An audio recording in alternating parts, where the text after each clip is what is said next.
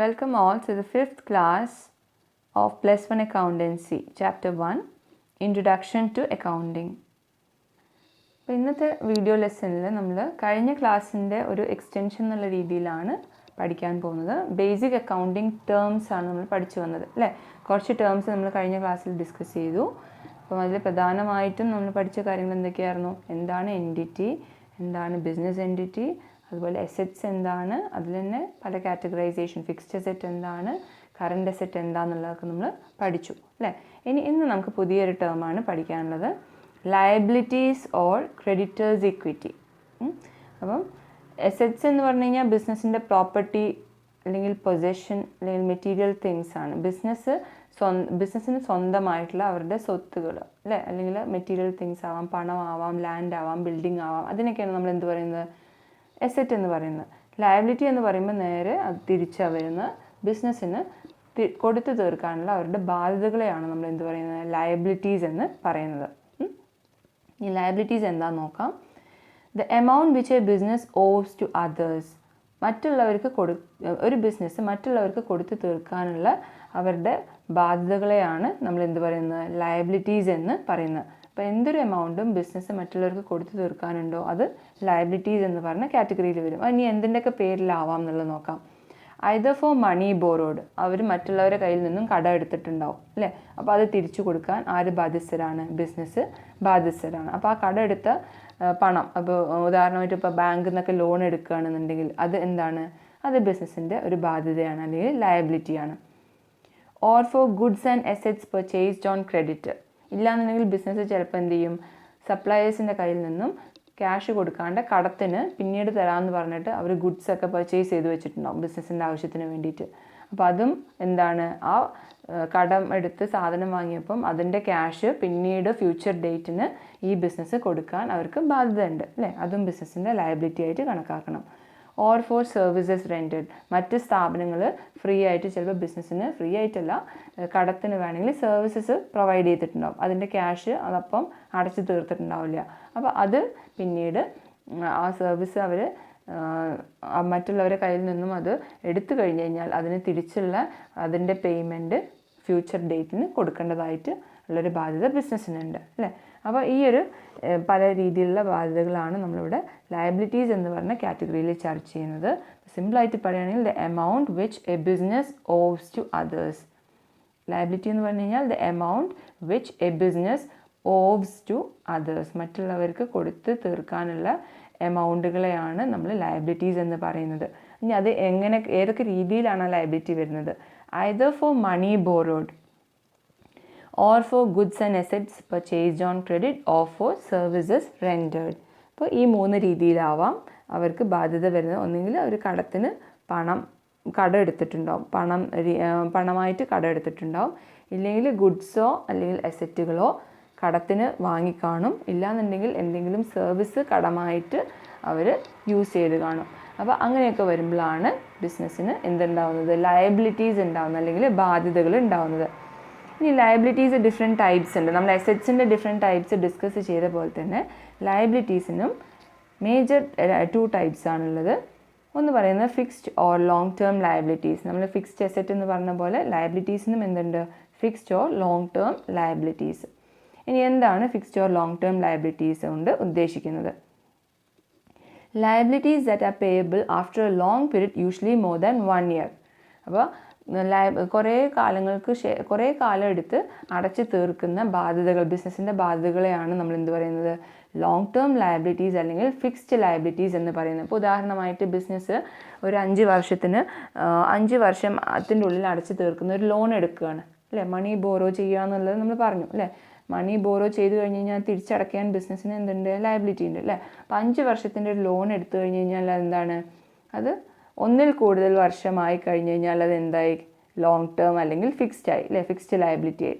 അപ്പം liabilities that are payable after long period, usually more than 1 year. 1 yearൻ്റെ പുറത്ത് ഉള്ള ബാധ്യതകളെയാണ് നമ്മൾ എന്ത് പറയുന്നത്? Fixed or long term liabilities. ഇപ്പോൾ ഉദാഹരണമായിട്ട് ലോങ് ടേം ലോൺസ്, ഡിബെഞ്ചേഴ്സ് ഇതുപോലെ തന്നെ ഒരു തരം ലോണാണ്. ക്രെഡിറ്റർഷിപ്പ് സർട്ടിഫിക്കറ്റ് ഒക്കെ ഇഷ്യൂ ചെയ്തിട്ടുള്ളൊരു ലോൺ എടുക്കുന്ന പോലെ തന്നെയാണ്.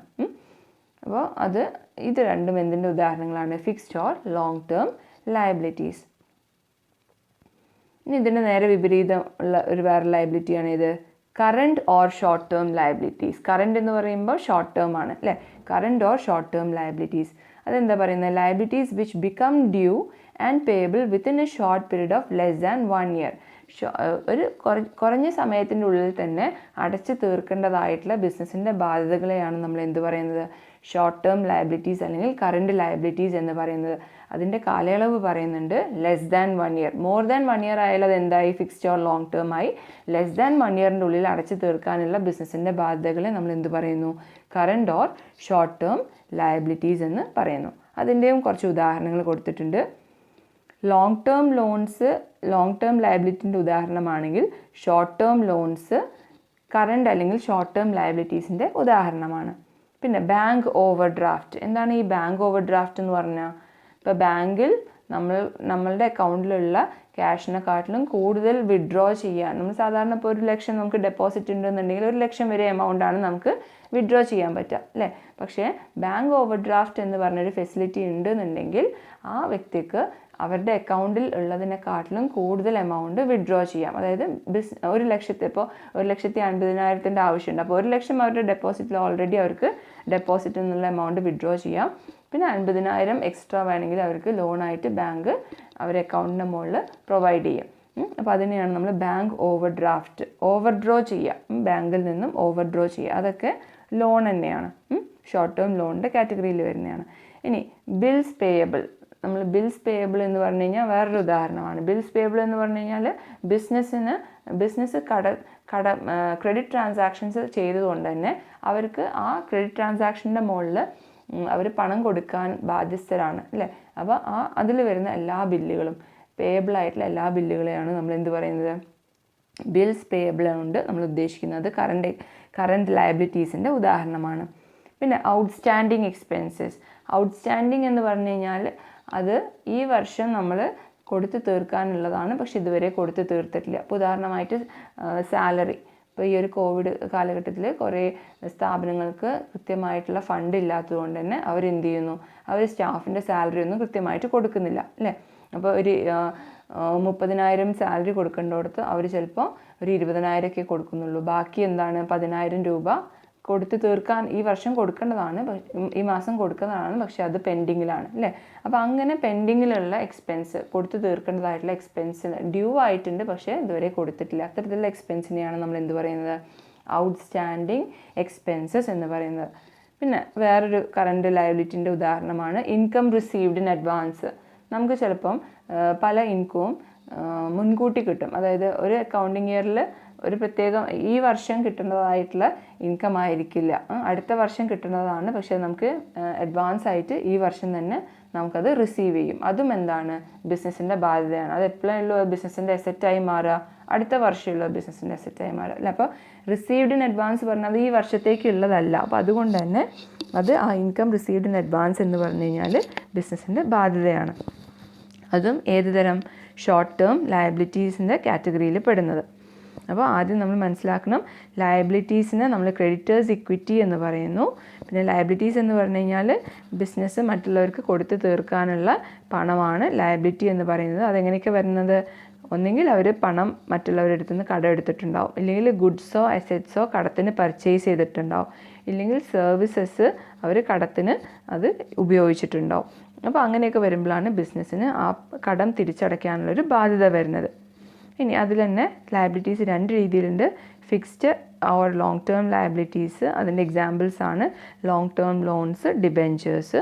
ഇനി current or short term liabilities രണ്ടാമത്തെ കാറ്റഗറി ഓഫ് ലയബിലിറ്റി ആണ്. അത് വരുന്നത് short term loans, bank over draft, bills payable പോലുള്ള ഐറ്റംസ് ആണ് അതിൻ്റെ ഉദാഹരണങ്ങളായിട്ട് വരുന്നത്. അപ്പോൾ ഈ എല്ലാ എക്സാമ്പിൾസും പഠിച്ചു വെക്കണം. ഇനി അടുത്തത് എന്താണ്? അടുത്ത ടേമാണ് ക്യാപിറ്റൽ ഓർ ഓണേഴ്സ് ഇക്വിറ്റി. നമ്മൾ നേരത്തെ പറഞ്ഞത് ലയബിലിറ്റി എന്ന് പറഞ്ഞു കഴിഞ്ഞാൽ ക്രെഡിറ്റേഴ്സ് ഇക്വിറ്റി ആയിട്ടാണ് കണക്കുന്നത് അല്ലേ? ലയബിലിറ്റി എന്ന് പറഞ്ഞു കഴിഞ്ഞാൽ ക്രെഡിറ്റേഴ്സ് ഇക്വിറ്റി ആണ്. പക്ഷേ ഇവിടെ ക്യാപിറ്റൽ എന്ന് പറഞ്ഞു കഴിഞ്ഞാൽ എന്താണ്? ഓണേഴ്സ് ഇക്വിറ്റിയാണ്. ആരുടെ ഇക്വിറ്റി? Owner's equity. ഇനി ക്യാപിറ്റൽ എന്ന് പറഞ്ഞു കഴിഞ്ഞാൽ ന്യൂ ബിസിനസ്സിൽ എന്താ നോക്കാം. ഒരു പുതിയ ബിസിനസ്സിനെ സംബന്ധിച്ചിടത്തോളം ക്യാപിറ്റൽ എന്ന് പറഞ്ഞു കഴിഞ്ഞാൽ amount invested by the owner in the business is known as capital. It may be brought in the form of cash or asset by the owner. ഒരു ഓണർ അവരുടെ ബിസിനസ്സിൽ നിക്ഷേപിക്കുന്ന പണമായിട്ടോ എസെറ്റായിട്ടോ നിക്ഷേപിക്കുന്ന എന്തിനേയും നമുക്ക് എന്ത് പറയാം, ക്യാപിറ്റൽ എന്ന് വിളിക്കാം. അപ്പോൾ amount invested by the owner, അത് നിർബന്ധമാണ്. എമൗണ്ട് ഇൻവെസ്റ്റ് ചെയ്തത് ആരായിരിക്കണം, ഓണർ ആയിരിക്കണം. അത് ഏതൊക്കെ രീതിയിലാവാം, ഒന്നുകിൽ ക്യാഷ് ആയിട്ടാവാം, ഇല്ലെങ്കിൽ അവർ എസെറ്റായിട്ട് ബിസിനസ്സിൽ നിക്ഷേപിച്ച പണം, അതിനെയാണ് ക്യാപിറ്റൽ എന്നുകൊണ്ട് ഉദ്ദേശിക്കുന്നത്. ഇപ്പോൾ ഉദാഹരണമായിട്ട് ഒരു ബിസിനസ് തുടങ്ങുമ്പോൾ ഓണർ ഇപ്പോൾ ഒരു 2 കോടി രൂപ ബിസിനസ്സിലേക്ക് ഇടുകയാണ് അല്ലേ. അത് കാര്യങ്ങൾ ബിൽഡിങ്ങും ലാൻഡും അങ്ങനത്തെ കാര്യങ്ങളൊക്കെ വാങ്ങേണ്ടതായിട്ട് വരും. അപ്പോൾ ക്യാഷായിട്ട് അദ്ദേഹം കുറേ കാര്യങ്ങൾ ഇൻവെസ്റ്റ് ചെയ്യുന്നുണ്ട്. പിന്നെ അതുപോലെ തന്നെ ചിലപ്പം ക്യാഷായിട്ട് കൊണ്ടുവരാതെ ലാൻഡായിട്ട് അവർക്ക് ചിലപ്പം അവരുടെ സ്വന്തം ലാൻഡ് ഉണ്ടാവും, അത് ബിസിനസ്സിലേക്ക് എടുക്കും അല്ലേ. അപ്പോൾ ലാൻഡോ അല്ലെങ്കിൽ ഫർണിച്ചറോ ഒക്കെ കാര്യങ്ങൾ ആയിട്ടും അവർക്ക് ബിസിനസ്സിൽ ഇൻവെസ്റ്റ് ചെയ്യാം. അപ്പം അത്തരത്തിലുള്ള എമൗണ്ടിനെയാണ് അല്ലെങ്കിൽ ആ സാധനങ്ങളെയാണ് നമ്മൾ എന്ത് പറയുന്നത്, ക്യാപിറ്റൽ കൊണ്ട് ഉദ്ദേശിക്കുന്നത്. അതൊരു പുതിയ ബിസിനസ്സിനെ സംബന്ധിച്ച് ക്യാപിറ്റലിൻ്റെ മീനിങ് ഇങ്ങനെയാണ് വരിക. ഇനി ഒരു എക്സിസ്റ്റിംഗ് ബിസിനസ് ആണെങ്കിലോ അതിൽ ചെറിയൊരു മാറ്റമുണ്ട്. ഒരു ഇപ്പം നടന്നുകൊണ്ടിരിക്കുന്ന ഒരു ബിസിനസ്സാണ്, അത് കണ്ടിന്യൂയിങ് ബിസിനസ്സാണ്, പുതുതല്ല. അപ്പോൾ അങ്ങനെയാണെന്നുണ്ടെങ്കിൽ ക്യാപിറ്റൽ മീൻസ് നെറ്റ് എസെറ്റിനെയാണ് ക്യാപിറ്റൽ എന്ന് പറയുന്നത്. ഇനി എന്താണ് നെറ്റ് എസെറ്റ്? നെറ്റ് എസെറ്റിൽ നമ്മൾ പറയുന്നത് capital is equal to asset minus liabilities. ക്യാപിറ്റലിൻ്റെ ഫോർമുല എങ്ങനെയാണ്, എസെറ്റിൽ നിന്നും അവരുടെ സ്വത്തിൽ നിന്നും അവരുടെ ബാധ്യതകൾ മൈനസ് ചെയ്തിട്ട് ബാക്കി എന്താണോ ഉള്ളത് അതിനെയാണ് നമ്മൾ എന്ത് വിളിക്കുന്നത്, ക്യാപിറ്റൽ എന്ന് വിളിക്കുന്നത്. അത് ഏത് കേസിൽ, ഇപ്പം തുടരുന്നൊരു ബിസിനസ്സിൽ, പുതിയ ബിസിനസ്സിലല്ല, ഒരു കണ്ടിന്യൂയിങ് അല്ലെങ്കിൽ എക്സിസ്റ്റിംഗ് ബിസിനസ്സിലാണ് ക്യാപിറ്റലിനെ നമ്മൾ നെറ്റ് എസെറ്റ് ആയിട്ട് കണക്കാക്കുന്നത്. നെറ്റ് എസെറ്റ് എന്ന് പറഞ്ഞു കഴിഞ്ഞാൽ എന്താണ്, capital is equal to asset minus liabilities.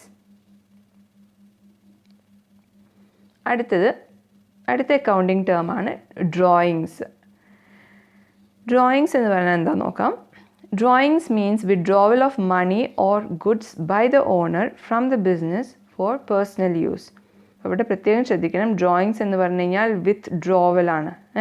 Withdrawal of ഒന്നെങ്കിൽ മണി ആവാം, ക്യാഷ് ആയിട്ടാവാം, ഇല്ലാന്നുണ്ടെങ്കിൽ ഗുഡ്സ് ആയിട്ടും ആവാം. ബിസിനസ്സിൽ നിന്നും പിൻവലിക്കുന്ന പണമോ അല്ലെങ്കിൽ ഗുഡ്സോ, അത് ആരായിരിക്കണം പിൻവലിക്കേണ്ടത്, by the owner from the ബിസിനസ്സിൽ നിന്നാവണം എന്നുള്ളത് നിർബന്ധമാണ്.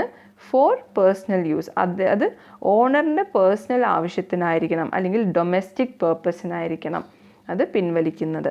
അപ്പോൾ ഡ്രോയിങ്സ് എന്ന് പറഞ്ഞു കഴിഞ്ഞാൽ എന്താണ്, പണമോ സാധനങ്ങളോ ഒരു ഓണർ ബിസിനസ്സിൽ നിന്നും അദ്ദേഹത്തിൻ്റെ സ്വന്തം ആവശ്യത്തിന് വേണ്ടി പിൻവലിക്കുകയാണെന്നുണ്ടെങ്കിൽ അതിനെയാണ് നമ്മൾ എന്ത് പറയുന്നത്, ഡ്രോയിങ്സ് എന്ന് പറയുന്നത്. It means withdrawal of money or goods by the owner from the business for his personal use.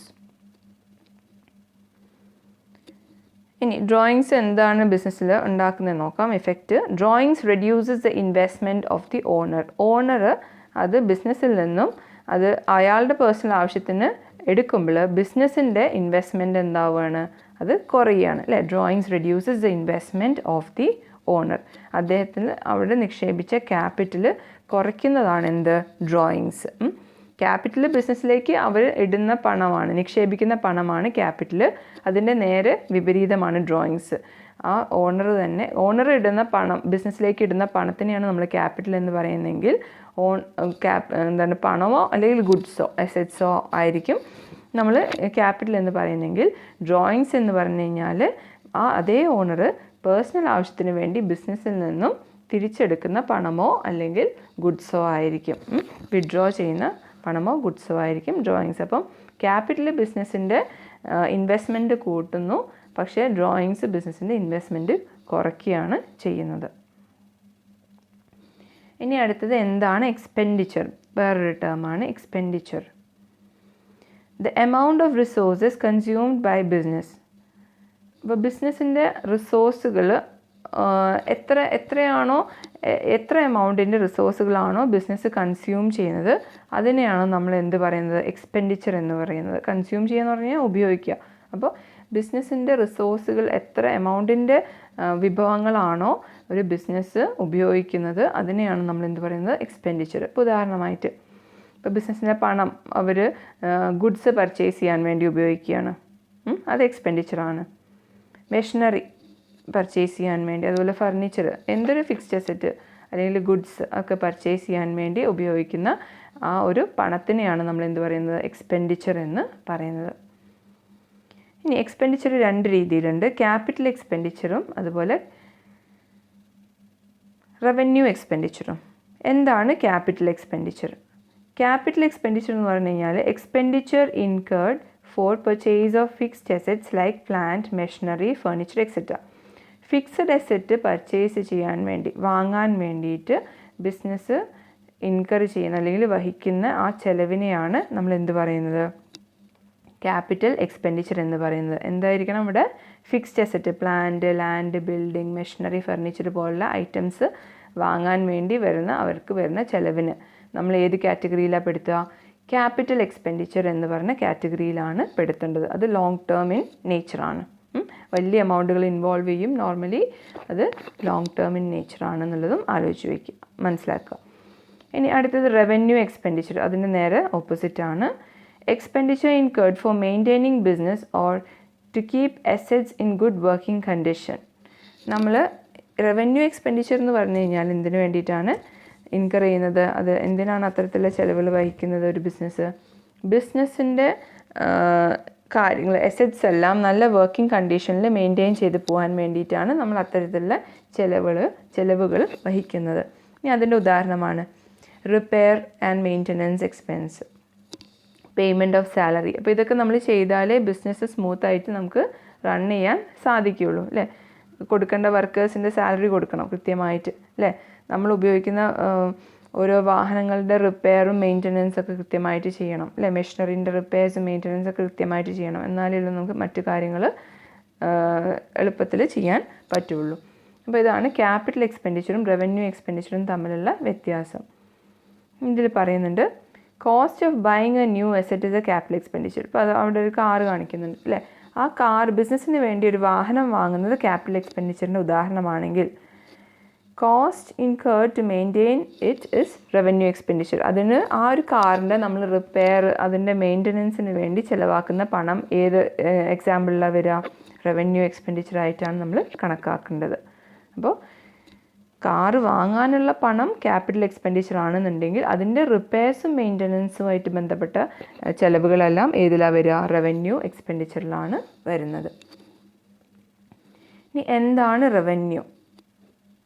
Revenue means the amount earned by business by selling its products or providing service to its customers. ഒരു business അവരുടെ products cell ചെയ്തിട്ടോ അല്ലെങ്കിൽ അവരുടെ കസ്റ്റമേഴ്സിന് service provide ചെയ്തിട്ടോ അതിൽ നിന്നും കിട്ടുന്ന വരുമാനം, അതിൽ നിന്നും കിട്ടുന്ന റിട്ടേണിനെയാണ് നമ്മൾ എന്ത് പറയുന്നത്? റവന്യൂ എന്ന് പറയുന്നത്. അപ്പോൾ ഏറ്റവും കൂടുതൽ ഒരു ബിസിനസ്സിന് റവന്യൂ കിട്ടുന്നത് സെയിൽസിലൂടെയാണ് അല്ലേ? അവരുടെ പ്രോഡക്റ്റ്, ഒരു ബിസിനസ് അവരുടെ പ്രോഡക്റ്റ് വിറ്റ് കഴിഞ്ഞ് കഴിഞ്ഞാൽ അവർക്ക് എന്ത് കിട്ടുന്നുണ്ട്? അതിൽ നിന്നും ഒരു വരുമാനം കിട്ടുന്നുണ്ട് അല്ലേ? റവന്യൂ കിട്ടുന്നുണ്ട്. അപ്പോൾ major source of revenue of a business എന്ന് ചോദിച്ചു കഴിഞ്ഞ് കഴിഞ്ഞാൽ ഏതാണ്? സെയിൽസാണ്. ഇനി അത് സെയിൽസ് അല്ലാത്ത മറ്റ് റവന്യൂസിൻ്റെ എക്സാമ്പിൾസ് ആണ്. റെൻറ്റ് റിസീവ്ഡ്, ബിസിനസ്സിന് എന്തെങ്കിലും വാടക വഴി കിട്ടാനുണ്ടെന്നുണ്ടെങ്കിൽ അത് ബിസിനസ്സിൻ്റെ റവന്യൂ ആണ്. ഇത് പിന്നെ അതുപോലെ തന്നെ കമ്മീഷൻ റിസീവ്ഡ്, എന്തെങ്കിലും കമ്മീഷൻ കിട്ടാനുണ്ടെന്നുണ്ടെങ്കിൽ, ഇൻട്രസ്റ്റ് റിസീവ്ഡ്, എന്തെങ്കിലും പലിശ കിട്ടാനുണ്ടെന്നുണ്ടെങ്കിൽ അതെല്ലാം എന്തിലാണ് വരുന്നത്? റവന്യൂ എന്ന് പറഞ്ഞ കാറ്റഗറിയിലാണ് വരുന്നത്. റവന്യൂ സിമ്പിളായിട്ട് പറയുകയാണെങ്കിൽ the amount earned by business by selling its products or providing service to customers. ഒന്നെങ്കിൽ സാധനം വിറ്റിട്ട് കിട്ടുന്ന ഏർണിങ്സ് ആവാം, ഇല്ലാന്നുണ്ടെങ്കിൽ എന്തെങ്കിലും സർവീസസ് പ്രൊവൈഡ് ചെയ്തിട്ട് അതിൽ നിന്ന് കിട്ടുന്ന വരുമാനം ആവാം. അതിനെയാണ് നമ്മൾ എന്ത് പറയുന്നത്? റവന്യൂ എന്ന് പറയുന്നത്. അതിൻ്റെ എക്സാമ്പിൾ ഏറ്റവും കൂടുതൽ major source of revenue of a business എന്ന് പറഞ്ഞത് ഏതാണ്? സെയിൽസ് ആണ്.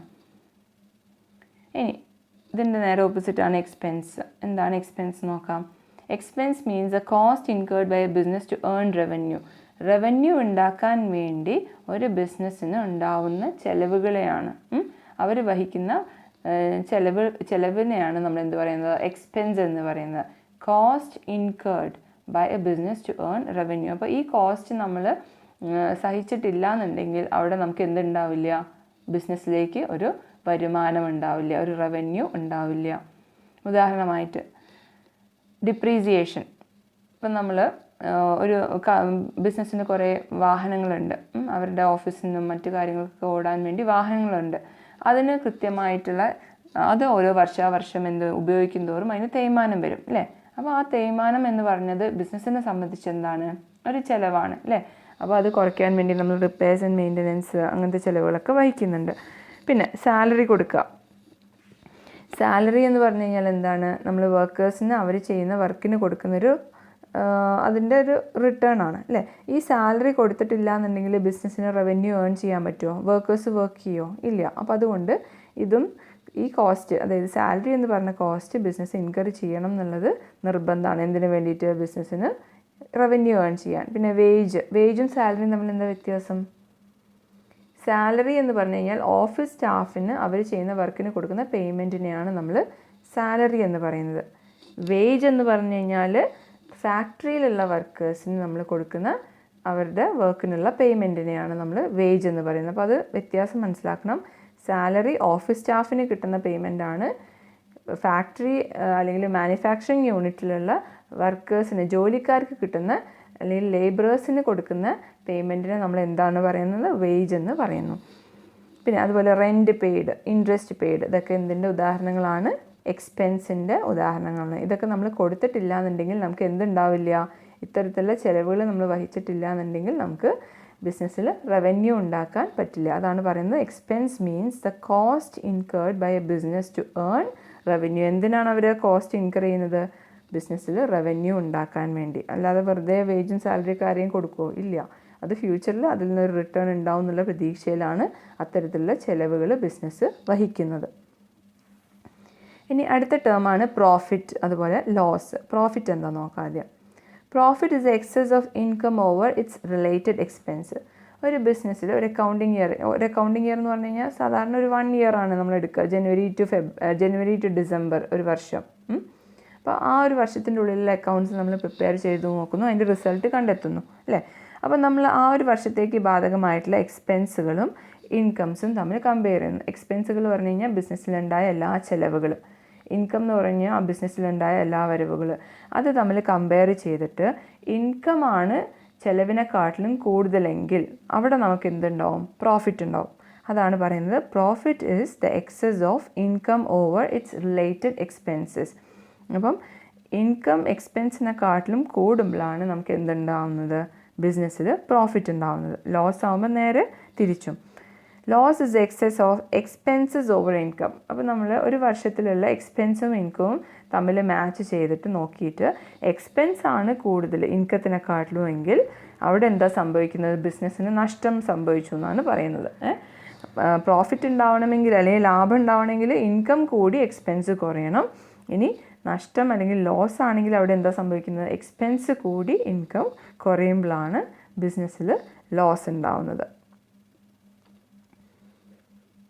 ഇനി അടുത്ത ടേമാണ് ഗുഡ്സ്. ഗുഡ്സ് എന്ന് പറഞ്ഞാൽ എന്താ നോക്കാം. Goods refers to the commodities, products, articles or things in which a trader deals. ഒരു ട്രേഡർ അല്ലെങ്കിൽ ഒരു ബിസിനസ്മാൻ ഡീൽ ചെയ്യുന്ന കമോഡിറ്റീസ് അല്ലെങ്കിൽ പ്രോഡക്ട്സ് അല്ലെങ്കിൽ ആർട്ടിക്കിൾസ് അല്ലെങ്കിൽ തിങ്സ്, അതിനെയാണ് നമ്മൾ എന്ത് പറയുന്നത്, ഗുഡ്സ് എന്ന് പറയുന്നത്.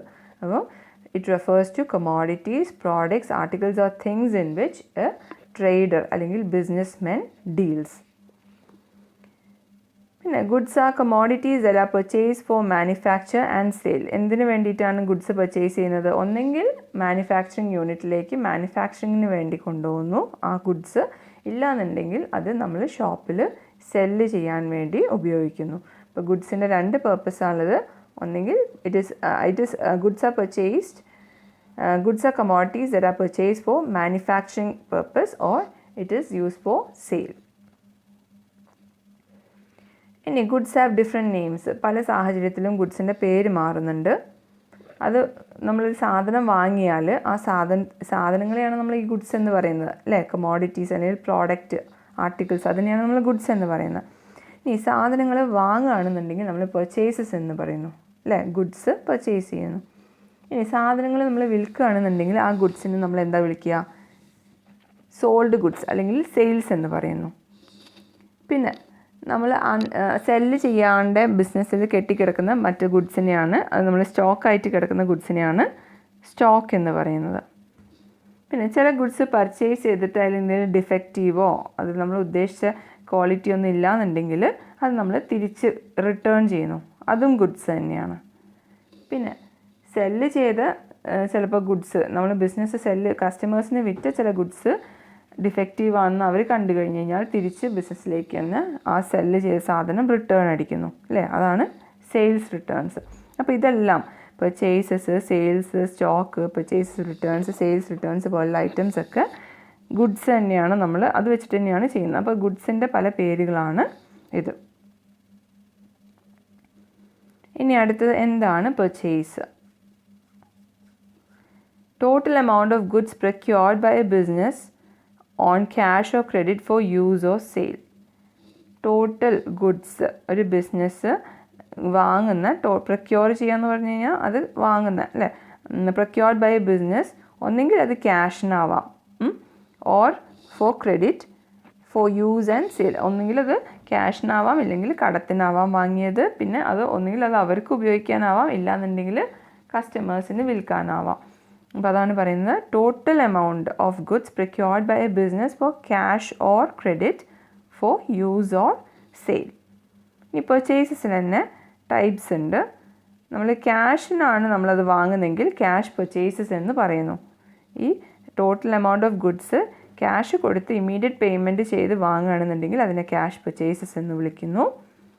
ഇനിയല്ല അത് കടത്തിനാണ് വാങ്ങുന്നതെങ്കിൽ, സപ്ലയേഴ്സിൻ്റെ അടുത്ത് നിന്ന് നമ്മൾ ഗുഡ്സ് വാങ്ങും, പക്ഷെ അതിൻ്റെ പണം നമ്മൾ പിന്നെ ഫ്യൂച്ചർ ഡേറ്റിനെ കൊടുക്കുന്നുള്ളൂ എന്നെങ്കിൽ അതിനെ നമ്മൾ പറയുന്നതാണ് ക്രെഡിറ്റ് പർച്ചേസസ്.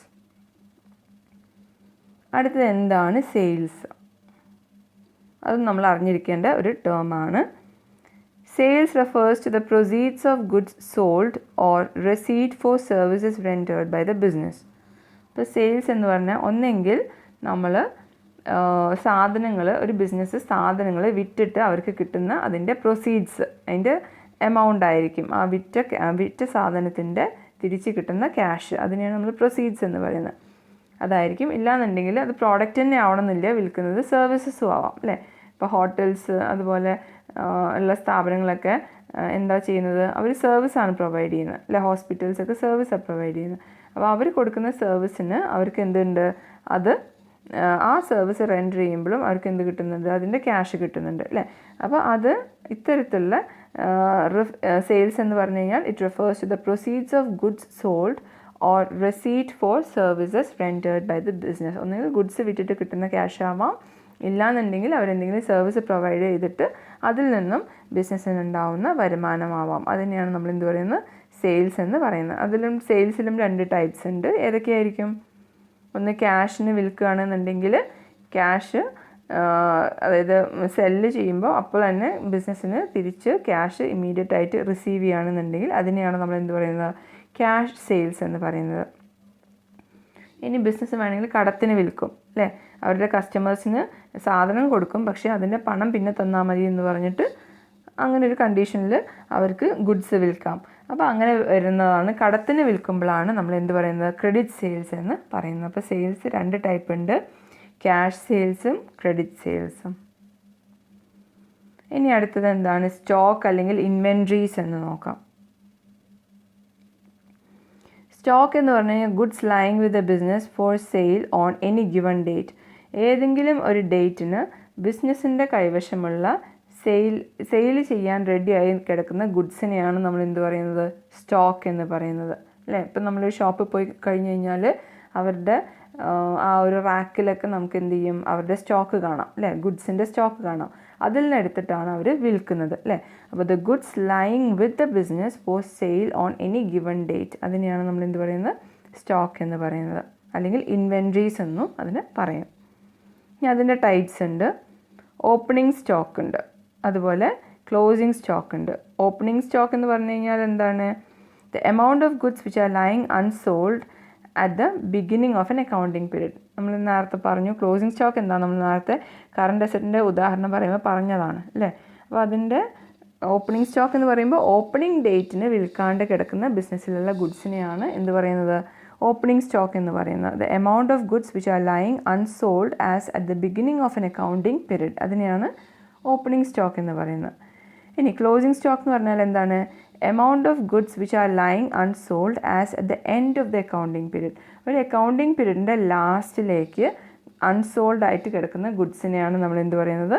ക്ലോസിംഗ് സ്റ്റോക്ക് എന്ന് പറയുന്നത്. അപ്പോൾ സ്റ്റോക്ക് അല്ലെങ്കിൽ ഇൻവെൻട്രീസ് രണ്ട് രീതിയിലുണ്ട്. ഓപ്പണിംഗ് ഡേറ്റിൽ അൺസോൾഡ് ആയിട്ട് കിടക്കുന്ന ഗുഡ്സിനെ നമ്മൾ ഓപ്പണിംഗ് സ്റ്റോക്ക് എന്ന് പറയുന്നു. ക്ലോസിംഗ് ഡേറ്റ്, ഒരു അക്കൗണ്ടിങ് ഇയറിൻ്റെ ക്ലോസിംഗ് ഡേറ്റിൽ അൺസോൾഡ് ആയിട്ട് കിടക്കുന്ന ഗുഡ്സിനെ നമ്മൾ എന്ത് പറയുന്നു? ക്ലോസിംഗ് സ്റ്റോക്ക് എന്നും വിളിക്കുന്നു. അടുത്ത ടേമാണ് ഡെറ്റേഴ്സ് എന്ന് പറഞ്ഞാൽ എന്താണ്? ബിസിനസ് ആർക്കാണോ കടം കൊടുത്തത് അവരെയാണ് debtors. Debtors are persons and or other entities who owes to an enterprise an amount for buying goods and services on credit. അപ്പോൾ ബിസിനസ്സിൻ്റെ കടക്കാരെയാണ് ഡെറ്റേഴ്സ് എന്ന് പറയുന്നത്. അപ്പം ബിസിനസ് ഇവർക്ക് ഒന്നെങ്കിൽ എങ്ങനെയാണ് അവർ കടക്കാരായിട്ടുണ്ടാവുക ബിസിനസ്സിൻ്റെ? ഒന്നെങ്കിൽ അവർ ഗുഡ്സോ അല്ലെങ്കിൽ സർവീസസോ കടത്തിന് ഈ ഇത്തരത്തിലുള്ള വ്യക്തികൾക്കോ സ്ഥാപനങ്ങൾക്കോ കൊടുത്തിട്ടുണ്ടാവും. അപ്പോഴാണ് അവർ ഡെറ്റേഴ്സ് ആവുന്നത്. അപ്പോൾ debtors are persons and or other entities ആവും. വ്യക്തികൾ തന്നെ ആവണമെന്നില്ല, ഓർഗനൈസേഷൻസ് ആവാം, മറ്റ് ബിസിനസ് സ്ഥാപനങ്ങളാവാം. അപ്പോൾ they are persons or other entities who of to an enterprise an amount for buying goods and service on credit. സാധനങ്ങളോ അല്ലെങ്കിൽ സേവനങ്ങളോ കടത്തിന് വാങ്ങിയ പേരിൽ ബിസിനസ്സിലേക്ക് പണം തിരിച്ചടയ്ക്കാൻ ബാധ്യസ്ഥരായിട്ടുള്ള വ്യക്തികളോ മറ്റ് എൻറ്റിറ്റീസിനെയോ നമുക്ക് എന്ത് പറയാം? ഡെറ്റേഴ്സ് എന്ന് വിളിക്കാം. ഇനി ഡെറ്റേഴ്സിൻ്റെ നേരെ വിപരീതമാണ് ക്രെഡിറ്റേഴ്സ്. ക്രെഡിറ്റേഴ്സ് എന്ന് പറഞ്ഞാൽ എന്താണ്? Creditors are person or other entities who have to be paid by an enterprise and amount for providing the enterprise goods and services on credit. ഇപ്പോൾ ബിസിനസ് ആർക്കാണോ കടം കൊടുക്കാനുള്ളത്, ബിസിനസ് ചിലപ്പോൾ എന്ത് ചെയ്യും? പുറമേയുള്ള ആളുകൾ എടുത്തുനിന്ന് കടമെടുത്തിട്ടായിരിക്കും അവരുടെ കാര്യങ്ങൾ ചെയ്യുന്നുണ്ടാവുക. അപ്പോൾ ബിസിനസ്സിൻ്റെ ക്രെഡിറ്റേഴ്സ് എന്ന് പറഞ്ഞു കഴിഞ്ഞാൽ ബിസിനസ് ആർക്കാണോ കടം കൊടുക്കാനുള്ളത്, എങ്ങനെയൊക്കെയാവാം കടം കൊടുക്കുന്നത്? ഒന്നെങ്കിൽ അവർ ബിസിനസ്സുകാർ കടത്തിന് സാധനങ്ങൾ മറ്റുള്ള സപ്ലയേഴ്സിൻ്റെ അടുത്ത് നിന്ന് വാങ്ങിയിട്ടുണ്ടാവും. ഇല്ലെങ്കിൽ എന്തെങ്കിലും സർവീസസ് കടത്തിന് അവർ അത് യൂസ് ചെയ്തിട്ടുണ്ടാവും. അപ്പോൾ അങ്ങനത്തെ സാഹചര്യത്തിലാണ് അവർക്ക് എന്തുണ്ടാകുന്നത്? ഒരു ബിസിനസ്സിന് ക്രെഡിറ്റർ ഉണ്ടാകുന്നത്. അപ്പോൾ ക്രെഡിറ്റർ ഉണ്ടാകുമ്പോൾ എന്താ ചെയ്യേണ്ടി വരിക? ഈ ബിസിനസ് ആ ക്രെഡിറ്റേഴ്സിന് തിരിച്ചടയ്ക്കാനുള്ള പണം ആ ടൈം ആകുമ്പോൾ അടയ്ക്കേണ്ടതായിട്ട് വരും. അവർക്ക് ഒരു സമയം കൊടുക്കും. ആ സമയമാകുമ്പോൾ ആ ബിസിനസ്സിൻ്റെ ഈ പറഞ്ഞ അവരെടുത്ത കടങ്ങളൊക്കെ തിരിച്ച് ക്രെഡിറ്റേഴ്സിന് തന്നെ കൊടുക്കേണ്ടതായിട്ട് വരും. അപ്പോൾ ക്രെഡിറ്റേഴ്സ് പറയുമ്പോൾ എന്താ വരിക? Creditors are persons and or other entities who have to be paid by an enterprise an amount for providing the enterprise goods and services on credit. അടുത്ത ലാസ്റ്റ് ടേം വൗച്ചർ എന്ന് പറഞ്ഞാൽ എന്താ നോക്കാം. The documentary evidence in support of a transaction is known as voucher. നമ്മളൊരു business transaction നടന്നു കഴിഞ്ഞ് കഴിഞ്ഞാൽ അതിന് നമ്മളൊരു എവിഡൻസ് ഉണ്ടാവണം അല്ലേ? ഇപ്പോൾ ഉദാഹരണമായിട്ട് ഇപ്പോൾ നമ്മളൊരു ഷോപ്പിൽ പോയിട്ട് എന്തെങ്കിലും സാധനം പർച്ചേസ് ചെയ്യുമ്പോൾ അവരപ്പം തന്നെ നമുക്ക് എന്ത് തരുന്നു? അതിൻ്റെ ബില്ല് തരുന്നു അല്ലേ? അതൊരു എവിഡൻസ് ആണ്. ആ ഒരു ട്രാൻസാക്ഷൻ ഇന്ന ഡേറ്റിൽ ഇന്ന എമൗണ്ടിൻ്റെ ഇന്ന സാധനം വാങ്ങി എന്നുള്ളതിൻ്റെ ഒരു തെളിവാണ് നമ്മൾ ആ ഒരു ബില്ല്. അപ്പോൾ ആ ഷോപ്പിൽ ഒരു ഇവൻ്റ് ഒരു ട്രാൻസാക്ഷൻ നടക്കുമ്പോൾ അതിനുള്ളൊരു ഡോക്യുമെൻ്ററി എവിഡൻസ് അവർ വയ്ക്കും. അതിനെയാണ് നമ്മൾ വൗച്ചർ എന്ന് പറയുന്നത്. The documentary evidence in support of a transaction is known as a voucher. ഇനി എക്സാമ്പിൾസ് പറയുന്ന നമ്മളിപ്പം സാധനങ്ങൾ ക്യാഷിന് വാങ്ങുകയാണെന്നുണ്ടെങ്കിൽ if we buy goods for cash we get cash memo. സാധനങ്ങൾ ക്യാഷിന് വാങ്ങുകയാണെന്നുണ്ടെങ്കിൽ എന്ത് കിട്ടുന്നു? ക്യാഷ് മെമ്മോ കിട്ടും. ക്യാഷ് മെമ്മോയുടെ ചെറിയൊരു ഫോർമാറ്റാണ് താഴെ കൊടുത്തിരിക്കുന്നത്. അടുത്തത് കടത്തിനാണ് നമ്മൾ സാധനങ്ങൾ വാങ്ങുന്നതെങ്കിൽ ബൈ ഓൺ ക്രെഡിറ്റ് ആണെന്നുണ്ടെങ്കിൽ വി ഗെറ്റ് ആൻ ഇൻവോയ്സ്. ക്യാഷിന് വാങ്ങിയാൽ ക്യാഷ് മെമ്മോ കിട്ടും. കടത്തിനാണ് സാധനം വാങ്ങിയതെങ്കിൽ നമുക്ക് എന്ത് കിട്ടും? ഇൻവോയ്സ് കിട്ടും. ക്രെഡിറ്റ് ട്രാൻസാക്ഷനാണ് എന്ത് വരുന്നത്? ഇൻവോയ്സ് വരുന്നത്. ഇനി അല്ലാണ്ട് നമ്മൾ അപ്പോൾ തന്നെ മേക്ക് എ പേയ്മെൻറ്റ്, നമ്മൾ ഒരു ഇവൻ്റ് ഒരു ബിസിനസ് ട്രാൻസാക്ഷൻ നടന്നു, അപ്പോൾ തന്നെ നമ്മൾ എന്ത് ചെയ്യുന്നു? അതിൻ്റെ പേയ്മെൻറ്റ് കൊടുക്കുകയാണെന്നുണ്ടെങ്കിൽ പേയ്മെൻറ്റ് ഇമ്മീഡിയറ്റ് ആയിട്ട് നമ്മൾ കൊടുക്കുകയാണെന്നുണ്ടെങ്കിൽ നമുക്ക് അതിൻ്റെ റെസീറ്റ് കിട്ടും. നിങ്ങൾ ഇന്ന എമൗണ്ട് പേ ചെയ്തു എന്ന് പറഞ്ഞാൽ നമുക്ക് അതിൻ്റെ റെസീറ്റ് അവർ തരും. അപ്പോൾ ഇതെല്ലാം എന്താണ്? ആ ഒരു ട്രാൻസാക്ഷൻ ഇന്ന ഡേറ്റിന് ഇന്ന ടൈമിന് ഇന്ന പർപ്പസിന് വേണ്ടി നടന്നു എന്നുള്ളതിൻ്റെ തെളിവാണ്. ക്യാഷ് മെമ്മോ നോക്കിയാൽ അതുപോലെ ഇൻവോയ്സ്, ക്യാഷ് മെമ്മോ ക്യാഷ് ട്രാൻസാക്ഷനാണ് ഉപയോഗിക്കുന്നത്. ഇൻവോയ്സ് ക്രെഡിറ്റിന് സാധനം വാങ്ങുമ്പോൾ, പിന്നെ പേയ്മെൻറ്റ് ചെയ്താൽ റെസീറ്റ് കിട്ടും. അപ്പോൾ ക്യാഷ് മെമ്മോ, ഇൻവോയ്സ്, റെസീറ്റൊക്കെ എന്തിൻ്റെ ഉദാഹരണങ്ങളാണ്? വൗച്ചറിൻ്റെ ഉദാഹരണങ്ങളാണ്. അപ്പം ഈ വൗച്ചേഴ്സാണ് നമുക്ക് എന്തായിട്ട് മാറുന്നത്? ഇത്തരത്തിലുള്ള ക്യാഷ് മെമ്മോ, ഇൻവോയ്സ്, റെസീറ്റൊക്കെയാണ് ഒരു ബിസിനസ്സിൻ്റെ ഡോക്യുമെൻ്ററി എവിഡൻസ് ആയിട്ട്, ഒരു ട്രാൻസാക്ഷൻ നടന്നു എന്നുള്ളതിൻ്റെ ഡോക്യുമെൻ്ററി എവിഡൻസ് ആയിട്ട് മാറുന്നത്. അത്തരത്തിലുള്ള ഡോക്യുമെൻ്ററി എവിഡൻസിനെ, ഒരു ബിസിനസ് ട്രാൻസാക്ഷനെ സപ്പോർട്ട് ചെയ്യുന്ന ഡോക്യുമെൻ്ററി എവിഡൻസിനെയാണ് നമ്മൾ എന്ത് പറയുന്നത്? ഡോക്യുമെൻസിനെയാണ് നമ്മൾ എന്ത് പറയുന്നത്? വൗച്ചർ എന്ന് പറയുന്നത്. Thank you.